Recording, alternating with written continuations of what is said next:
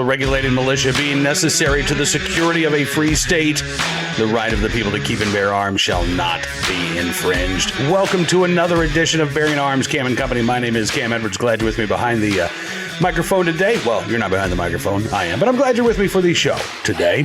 Coming up, we're going to talk with John Diedrich from the Milwaukee Journal-Sentinel. You know, for over a year now, John has been doing a pretty deep dive called Behind the Gun, taking a look at some of the things we don't necessarily like to talk about. His latest piece, for example, talks about unintentional shootings in Wisconsin. What is different, though, about what John Diedrich is doing is this, I think, this is not coming from an anti-gun standpoint. This is not a series whose agenda or which agenda is about putting more gun control laws on the books. Instead, John has talked a lot about what gun owners are doing to prevent suicides involving firearms, to do things like, provide for the temporary storage of firearms when somebody needs it. And again, in his latest piece, taking a look at the disparity in prosecutions in Milwaukee and the rest of the state when it comes to unintentional shootings. It's a fascinating report. I'm looking forward to kicking off this conversation. In fact, let's get started. We'll talk with John Diedrich from the Milwaukee Journal-Sentinel starting right now. Take a look and a listen. John, thanks so much for coming on the program. It's good to see you again, sir. Thanks for having me, Cam. Absolutely. And, I said in your intro that you've been working on this series Behind the Gun for over a year now. And one of the things that, again, I'm just constantly impressed by is your thoughtful approach to this. I read your stories because this is a multi-part series taking a look at unintentional shootings.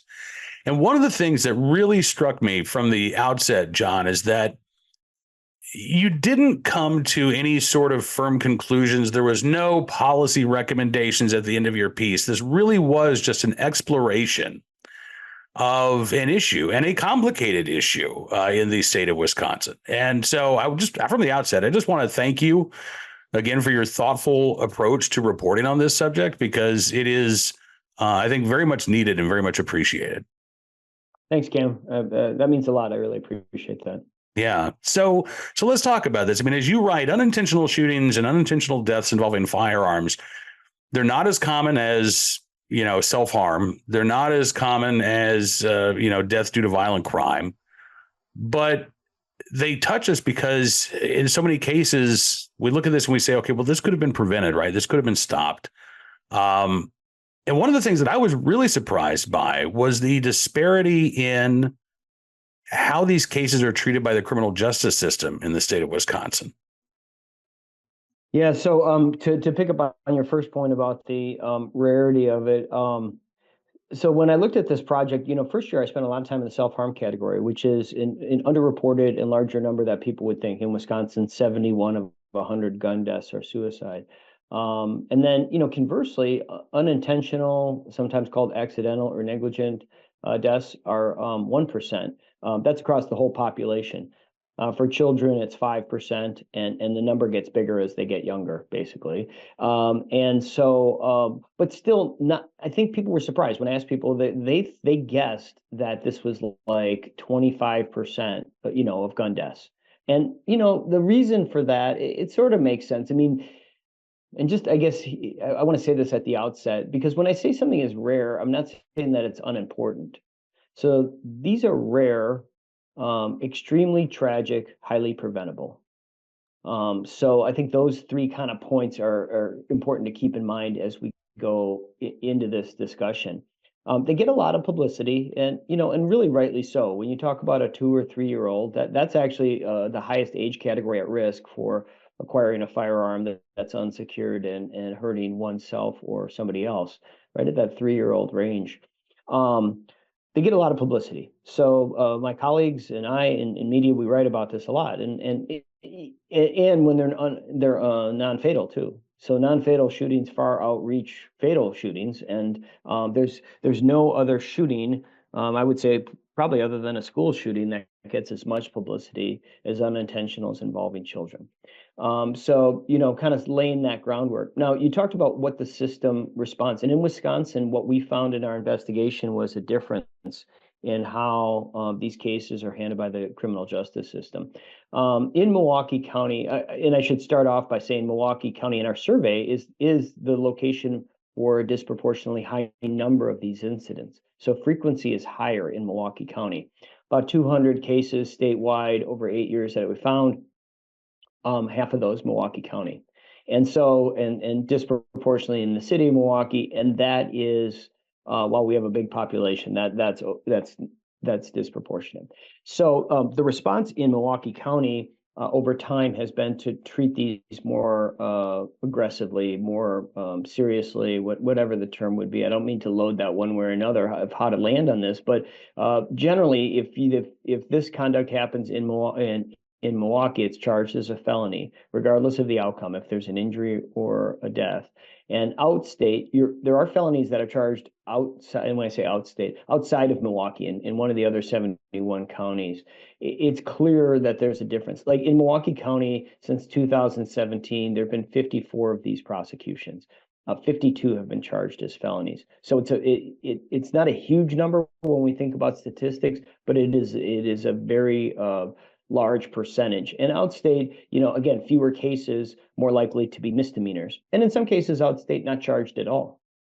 Yeah, and I guess in a few cases, right, the ADA who handles these unintentional shootings in Milwaukee says that they don't charge either. But in those cases that do get charged, again, it starts out almost inevitably as a felony. And it doesn't always end up that way, right? Sometimes in plea bargains, these charges will be reduced down to misdemeanors. But what was the mindset for using the felony statute so frequently in Milwaukee? And is there evidence that this is having an impact on the number of unintentional shootings in Milwaukee? Well, it's the motivation by Deputy District Attorney Matt Torbenson it's very deliberate to charge felonies. There is a state law in Wisconsin, child access protection law or safe storage law, passed in '91, that says this very conduct is misdemeanor behavior. So, and that is the statute that used to be charged in Milwaukee County and is still charged more often outside of Milwaukee. However, in 2017. DA Torbenson had a hand in changing state law that allowed for felony neglect, child neglect, to be charged in these kinds of cases. And so Torbenson, I've known Torbenson. I've been a reporter at the Journal-Sentinel for like 20 years, and he's been a DA assistant and then deputy DA for about that amount of time. So we had long conversations. We've known each other for a while, and he said a couple of things. First of all, and this is where we really wanted to, be complex in terms of how we handle this, because I don't think it serves anybody to be real snappy and quick with the solutions. This is really complicated. And if you see the world from Torbenson's point of view, he sees, as he said, the autopsy photos of all these children. He handles all these cases. He sees the injuries. He handles them. And, from his point over time, he said, these just have to be handled more seriously as a felony.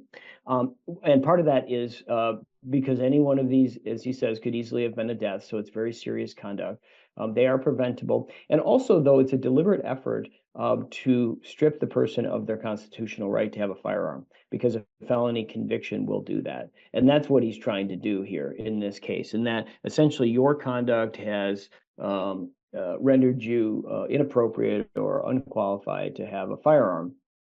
Now, you point out that a number of these cases do not end up even with felony convictions, much less prison time and so forth. And that's because, so the majority of people who are charged are relatives of the victim, the child, most often mom or dad, and most often don't have a record. I should say there are cases where there are, guys, drug dealers and being super reckless and leaving guns around children, and that's sort of been part of the spectrum of cases. But the cases like the case of Brianna Gibbons that I talked about here, she's in that class of parent that I talked to that didn't have a criminal record, was keeping a gun for self-defense, was left available to a child. We can talk about that case.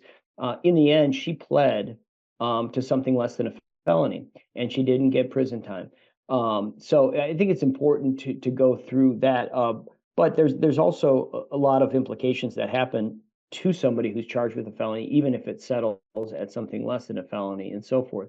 To address your final question, are these laws effective? It's an interesting question. There's been a lot of research in the area about the effectiveness of child access protection laws, and that they, save lives, they change conduct around storage and so forth. There's new research from Dr. Matthew Miller, who's at Northeastern and Harvard. He has a dual appointment, and his team questions that. They question whether there is effectively this law is changing behavior. His team found that people, first of all, are not aware of the storage laws in their state, and if they are, it is not necessarily motivating them to store differently. And really at the heart of this is this question: is are people who are keeping firearms in their home predominantly for self-defense, and home defense, that's what we saw in these cases, are they likely to be afraid of going to prison as opposed to be concerned for their child's safety?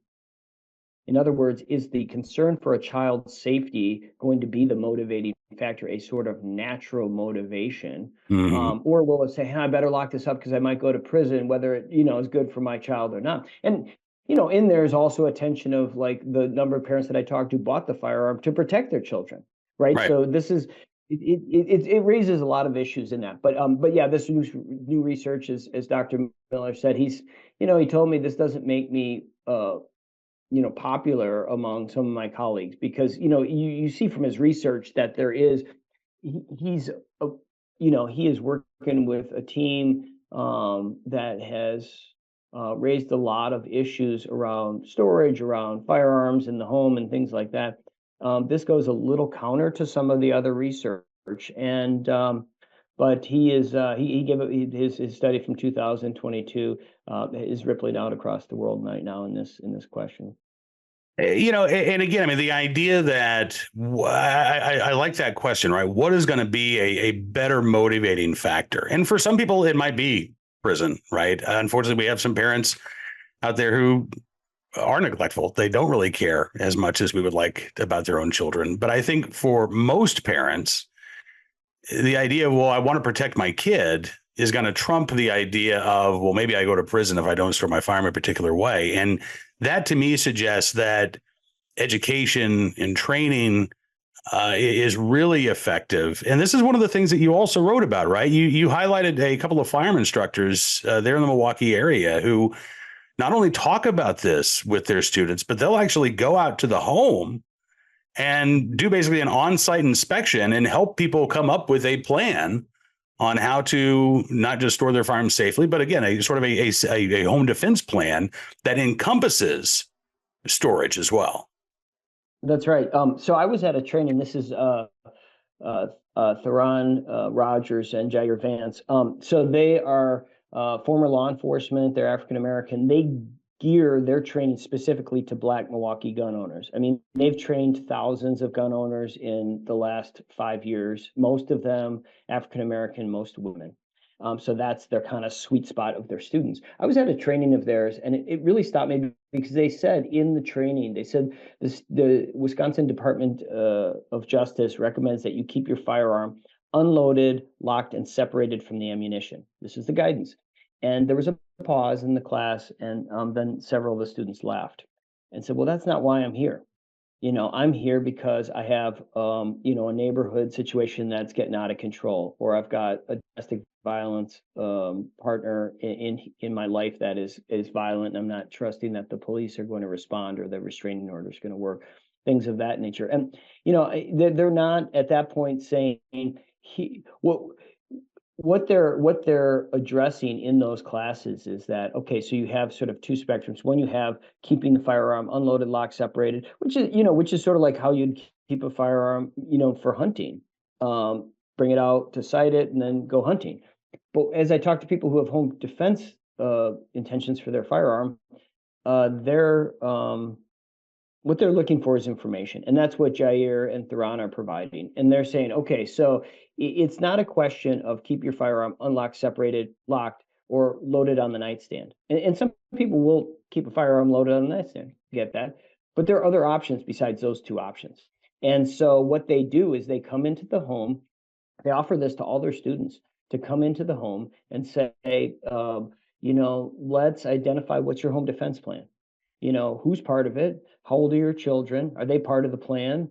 It's like, it's like a fire plan or whatever. If there's a fire, here's what we're going to do. We were for Micaiah Williams. We were there for a tour. We wrote a piece that's on JS Online about that. And there actually had been an accidental shooting, unintentional, down the street from her that had happened just like less than a year or so before this. So she was very attuned to this, bought a firearm to because of what was going on in her neighborhood, and also wanted to bring her children into understanding firearms. So that's part of what Jair does. When we saw this, he not only toured the house, he talked a little bit about storage, and then he followed up with her with storage because she has a 3-year-old, and then she has these twin 12-year-olds. But the other thing he started doing is he said, hey, let's talk about firearms in our community, particularly in the Black community in Milwaukee, because the messaging is, put the guns down, get rid of the guns. And his point, and this mother, Micaiah's point, was, the education is happening about firearms. It's happening at the gas station. It's happening on video games. It's happening on YouTube.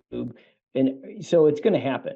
So it's just a question, are we going to step into that and provide good education? Yeah, absolutely. That to me is so key because, and I'm gonna overgeneralize a little bit here, but yeah, I think in a lot of big cities, there is this attitude that gun ownership itself should be taboo, right? And if we just don't talk about it, if we don't do anything to encourage it, in fact, if we actively discourage gun ownership, then that's enough. And so the idea that, okay, look, regardless of what you think about gun ownership, it's happening, right? And who do you want those educators to be? Do you want it to be the idiot on TikTok or Snapchat who is, exhibiting awful behavior, not just maybe in terms of gun storage, but in terms of gun handling, in terms of why they are using that firearm? Or do you want to have credible messengers who can, again, talk about ways to safely and responsibly exercise your Second Amendment rights? And obviously I fall firmly on the line of let's get those credible messengers out there. But again, I just, I was so impressed by not just what these folks had to say, but the fact that you actually found and wanted to talk to these voices in these individuals. So again, I just want to thank you for that, John. So where are you going next with this series and with your stories here? Well, I appreciate that again. I feel like what I've been sort of brought into here is just a rich world of different perspectives on firearms, and this particular piece is really touching a nerve among people in Milwaukee, and particularly as I'm making appearances around Milwaukee, and I'm happy to be here with your audience, is particularly among Black radio stations. And that in Milwaukee has been an interesting conversation. We're talking right now about an event or a series of events in the Milwaukee area, talking about, like we did in Wausau, but that was in Wausau, Wisconsin. That was in northern Wisconsin. We went into an area there to talk about mental health at the intersection of mental health and firearms, which we talked about back in May of this year. What this would be something that akin to that, a little bit like firearms. The talking point might be firearms owners talking to firearms owners about storage. And again, not saying get a gun, don't get a gun. That's sort of a different discussion. But if you do, here's what to think about. And here's what to think about in terms of the technology. I spoke to Timmy O, who founded VeriSafe for this project. He actually started VeriSafe because of one of these cases. And so it's very interesting to me to see what's happening with technology. And so this event would be sort of delving into it. It would also delve into this and really sort of highlight this area of what's up with these cable locks. Like everyone's saying, like these cable locks are going to solve the problem. I mean, they're not. I mean, some people use them, yes, I suppose, but they're not really a practical solution. And as I was on these radio shows, people are just like, I'm just not going to use them. And if that's the messaging that's pushed out, then you're not giving people a place to go. And so actually providing solutions that meet people where they're at. And then, like I said, there is a number of other cases that I'm talking to a lot of moms. I mentioned Brianna Givens at the beginning, she's had her whole life has been turned upside down. I mean, it's a terrible situation. Her son shot himself in the hand with a gun that was left under a mattress. The reason she was there, she had been threatened. She had had a gun put to her head weeks earlier, and but at the end of the story, she's lost a lot because of that case. She ended up getting probation and a misdemeanor, but because it's a neglect misdemeanor, she can't be a nurse anymore. So, those kinds of cases keep coming up. And so I'm going to follow this thread for a while. And I will say there's more ideas that I have about from this project. It's a real gift that I've been let into this and earned the trust of Jair and Tehran and all the others. It's a real value that I'm able to be invited into these conversations. So I just feel like that's a real sacred duty, and I'm going to continue on with that. Well, I'm glad to hear that, John. And of course, we are always looking forward to having you back on the show to talk about what you have found in your reporting. So again, thank you again for what you're doing. I really appreciate it. And I'm really glad you could join us on the program today. Thanks, Cam. My pleasure. My thanks to John for coming on the program. Looking forward to talking to him again very soon. Right now, let's turn our attention to today's armed citizen story, our good deed of the day, and our recidivist report. We will start there with the story of Washington State. Kent man sentenced in straw purchase case involving dozens of guns linked to crime. More than 133 firearms, according to KOMO in Seattle, Washington. 33-year-old Dion Cooper pleaded guilty to multiple federal firearms charges, including trafficking in firearms, making a false statement in connection with the acquisition of firearms, and straw purchasing firearms. The assistant U.S. attorney who prosecuted Cooper said that he was the largest known straw purchaser in the history of the Western District of Washington. He said, "We have too many guns on the street. And because of Dion Cooper, there are 133 extra guns on the street being used in crime. That," he says, "is adding fuel to the fire that our community is already dealing with."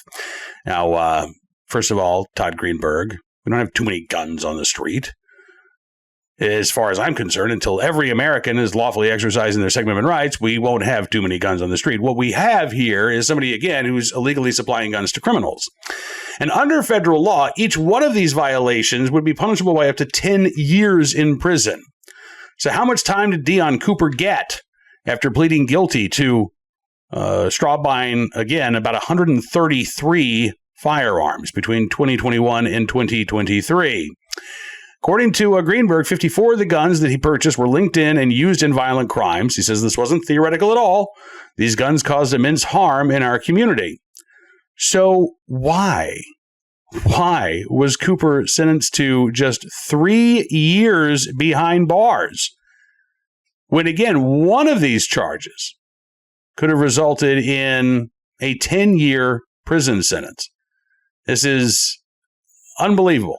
His attorney had asked for a sentence of only probation, saying in a sentencing memo that mass incarceration has not worked to stop gun violence in the United States. And the prosecutor, I guess, objected to that. But the judge, again, just 3 years behind bars. And he is able to voluntarily surrender himself into custody in February. So he'll still be home for Christmas and to ring in the new year. How about that? Yeah. So much for getting tough on violent offenders under the Biden administration, right? Now, today's armed citizen story from Ohio, where police say an intruder was shot and killed by a resident during a balcony break-in in Westchester Township. Happened early Sunday morning. Police say they found that a man who lived in one of the apartments had heard noises on his balcony and then found and shot a man who had broken into his home. The intruder, not yet identified, taken to a hospital with life-threatening injuries. Police later said that he died due to his injuries. The resident being cooperative, the shooting is still under investigation. And again, if the resident was where he had every right to be and the intruder did not have a right to be in that apartment, then I would say this is a pretty clear-cut case of self-defense, but we'll keep our eyes open for any more details as they become available. Finally, today, our good deed of the day, in the right place at the right time, willing and able to do the right thing. A stranger in Michigan who saved a man's life after the man's car went off of an icy road and into water. Dom Myers had just moved to Michigan from Indiana in March of this year, and he had finished his first day at work. He was heading home, and all of a sudden, he said it was so crazy because the ice grabbed my tire and just pulled it. It took 2 blinks, and I was over. I was in the water. His minivan hit a patch of black ice, plunging into a pond. Now, he called 911. He punctured the windshield, but ultimately that led to more cold water coming in, and he had nothing to break the car window. The door was shut. He ended up hanging up on dispatchers and calling his wife so says he could hear her voice one more time. He said, I didn't think I was going to make it. But he said as the water was rising and he was preparing to die, he said an arm reached through into the freezing water and pulled him to safety. He said 90% of people will just go by, not even stop. So for somebody to jump into the cold, frozen water, he said that was awesome. By the time paramedics arrived and started treating him for hypothermia, his body temperature had dropped to 83 degrees. He was placed in a forced-warming air system to stabilize his condition. The stranger, by the way, Nicholas Kolb, was actually one of Myers' co-workers. He hadn't met him yet because, again, this was the first day on the job. But Kolb saw the car in the water, saw the light still on, heard the screams from his co-worker. And he said, as soon as I heard his voice, I didn't think. I just leaped right in. He said he's grateful that Myers is safe and home with his family. He says there's not much more price I can pay for somebody who saved my life. That's Mr. Myers. He said, no matter what I give or do, there is nothing that I can do for that. So in the right place, at the right time, willing and able to do the right thing. Nicholas Kolb, there in the great state of Michigan, we thank you for your very, very good deed. All right, that is going to do it for this edition of Bearing Arms Cam & Company. Just a quick TMI update on Miss E. She went back into the hospital, unfortunately, on Friday. She is still there today. Probably going to be there at least through tomorrow. The good news, if you are the praying kind, your prayers, I think, are being answered. She is improved from where she was on Friday. But once again, my schedule is going to be a little bit hectic. We are going to be talking with Diana Muller on tomorrow's Bearing Arms Cam & Company. I'm not sure how much writing I'll be able to do for BearingArms.com, but Tom Knighton has us covered as well. So be sure to check out the website for all of the latest Second Amendment news and information. We'll see you back here for another Cam & Company tomorrow. We've got another episode on tap for Wednesday as well. So I will do my best. Even if I have to record this at like 12:30 at night, we'll get a show up. But I'm not sure how much writing I'm going to be able to do over the next couple of days. But again, thank you so much for your thoughts and your prayers. They are greatly appreciated. And hopefully we'll have some good news to share about Missy here in the next couple of days. But until then, we will, we'll keep fighting. And we'll see you here soon. Until then, be well, be safe, and be free.